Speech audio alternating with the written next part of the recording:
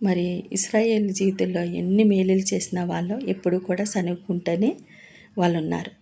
కానీ ఇప్పుడు కూడా ఎన్నో అద్భుత కార్యములు చూసినప్పటికీ కూడా మోసే మరి కొండ మీదకి వెళ్ళినప్పుడు వాళ్ళు ఏం చేస్తారంటే, మాకు ఏ ఆధారము లేదు, ఇంక ఈ మోసే రావట్లేదు, ఈ మోసే మమ్మల్ని విడిచిపెట్టాడు, మరి ఆయన వస్తాడో రాడో, ఉన్నాడో లేడో అన్నట్టుగా మాట్లాడి అహరోన్ దగ్గర సనుక్కుంటూ ఆయన దగ్గర ఇబ్బంది పడతారు. అప్పుడు ఏమవుతుంది, అహరోన్ ఏం చేస్తాడంటే, సరే అయితే మీ దగ్గరున్న బంగారం ఎండని తీసుకురండి అని ఒక దూడని చేస్తాడు. ఎందుకంటే వాళ్ళు కోరుకుంటారు, మాకు ఏదో ఒకటి కావాలి, మాకు ఏదో ఒక విగ్రహారం కావాలని కోరుకున్న గురించి అహరోను దానికి లోబడి మాటకి ఆయన అది చేస్తాడు. చేసినప్పుడు వాళ్ళు ఏం చేస్తారో దాన్ని పూజిస్తూ అదే మా జీవితంలో ఇంపార్టెంట్ అనుకుంటూ అదే ఇంకా మమ్మల్ని నడిపించింది అన్నట్టుగా, వాళ్ళ జీవితానికి అదే ఇంకా ఆధారం అన్నట్టుగా వాళ్ళు దానికి ఒక విగ్రహారాధనగా వారి జీవితంలో అనుకుని దాన్ని పూజిస్తూ ఎంజాయ్ చేస్తూ వాళ్ళ ఇష్టం వచ్చినట్టు వారి జీవితానికి, అంటే ఎలా అంటే వాళ్ళ మనసుకి ఏ రీతిగా చేయాలో ఆ రీతిగా వాళ్ళు చేస్తారు. మరి దేవుడు వారికి తెలియదా? దేవుడు చేసిన కార్యములు వాళ్ళకి తెలియదా? మరి ఐగుప్తులో వారి కోసము ఎన్ని అద్భుత కార్యములు చేశాడు దేవుడు. మరి ఫరో మీదకి ఎన్ని తెగులు రప్పించాడు, ఆ ఐగుప్తులో ఎన్ని అద్భుత కార్యములు చేశాడు దేవుడు, ఎన్ని తెగులు రప్పించాడు. మరి వాళ్ళని ఎలుపులకు నడిపించినప్పుడు మార్గంలో ఎన్నో మేలులు చేశాడు దేవుడు. మరి అవన్నీ కూడా వాళ్ళు మర్చిపోయారు. ముఖ్యంగా ఎవరిని మర్చిపోయారంటే దేవుని మర్చిపోయారు అక్కడ. ఇప్పుడు మోసే లేనప్పటికీ కూడా వారి జీవితంలో ఎవరు ముఖ్యము? దేవుడు ముఖ్యము. దేవుడు వారి పితరులకి ఇచ్చిన, అంటే మన పితరులకి ఇచ్చిన అబ్రహాము, ఇసాకు, యాకోబులకి ఇచ్చిన ఆ వాగ్దానాన్ని బట్టి వీళ్ళని కానాను దేశానికి నడిపించాలని దేవుని ఉద్దేశం. వాళ్ళ బానిసత్తా నుంచి వారి కన్నీరు, వాళ్ళ దుఃఖాన్ని చూసి దేవుడు ఇంత మేలు చేయాలని వారి జీవితంలో నడిపించినప్పటికీ కూడా అన్ని అద్భుత కార్యములు, ఏ జనానికి చేయలేని కార్యములు వారి జీవితంలో చేశాడు దేవుడు. అయినప్పటికీ కూడా వాళ్ళు అవి మర్చిపోయి ఒక దూడని చేసుకుని దేవుని స్థానంలో ఆ దూడని పెట్టుకున్నారు వాళ్ళు. అప్పుడు దేవుడికి ఎంతో కోపం వచ్చింది. మరి అందరూ ఇశ్రాయేలు అందరూ కూడా కానాను దేశానికి అందరూ కూడా ప్రవేశించలేదు కదా, ఎందరో రాలిపోయారు. ఎందుకు? దేవుని ఉగ్రతగా వాళ్ళు అర్హులయ్యారు. ఎందుకంటే వాళ్ళు చేసిన తప్పులు అలాంటివి. దేవుని మీద ప్రేమ లేదు వాళ్ళకి, దేవుడు అంటే భయం లేదు, మాకు దేవుడు ఉన్నాడన్న ఆలోచన కూడా, విశ్వాసం కూడా వాళ్ళు లేదు. మరి అలాగా దేవుని ఎరిగిన బిడ్డలో రక్షణ తీసుకుని మారుమనసు కలిగి మళ్ళా తిరిగిన వారు ఎందరో ఉన్నారు.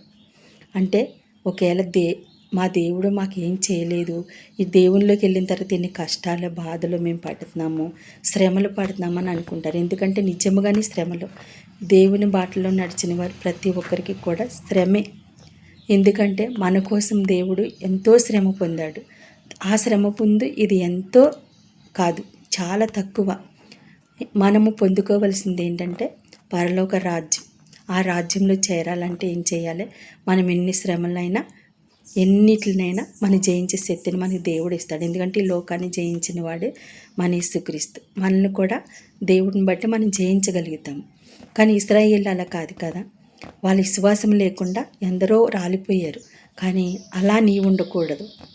నీ బంధువుల కోసమో, నీ ఇంటిలో వారి కోసమో, లేకపోతే నీకు ఇష్టమైంది ఏదైనప్పటికీ కూడా ఈ లోకంలో ఇలాంటి విగ్రహారాధన, ఎలాంటి కాడైనా సరే నీ జీవితంలో ఉండకూడదు.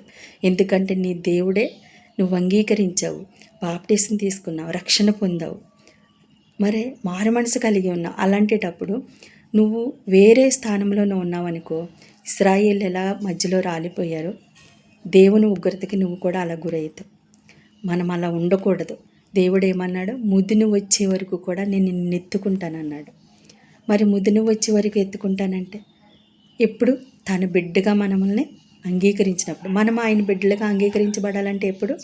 మనము బాప్టిజం తీసుకోవాలి, అలాగే మారు మనసు కలిగి ఉండాలి, దేవుని కొరకు, దేవుని చిత్తము కొరకు మనము ఎదురు చూడాలి.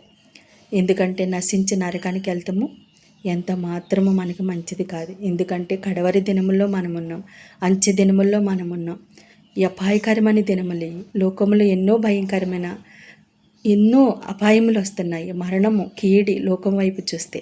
కానీ దేవుని వైపు చూస్తే ఎలాంటి కీడునైనా, ఎలాంటి శోధనైనా ఎలాంటి అపాయం నుంచైనా తప్పించగల దేవుడు నిత్య రాజ్యంలో ఆయనతో పాటు కూర్చోబెట్టుకొని ఆయన పక్కన కూర్చోబెట్టుకుంటాడు నేను ఆ పరలోక రాజ్యంలో.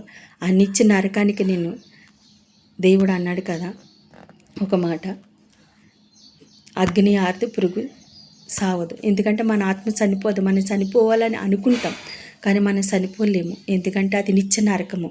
మనము నిత్యముగా ఎప్పుడు దేవునితో మనం ఉండాలంటే మనము దేవుడు చేసిన మేలులు ఏది కూడా మర్చిపోకూడదు.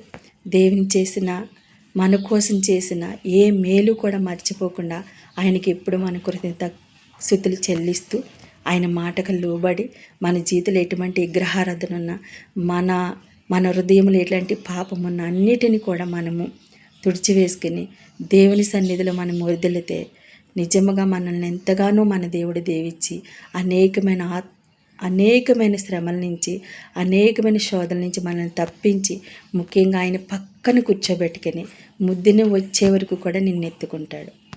అలా నేను ఉండాలని దేవుని కోరుకుంటూ ఈ చిన్న మాటలు దేవుడు దీవించనుగాక.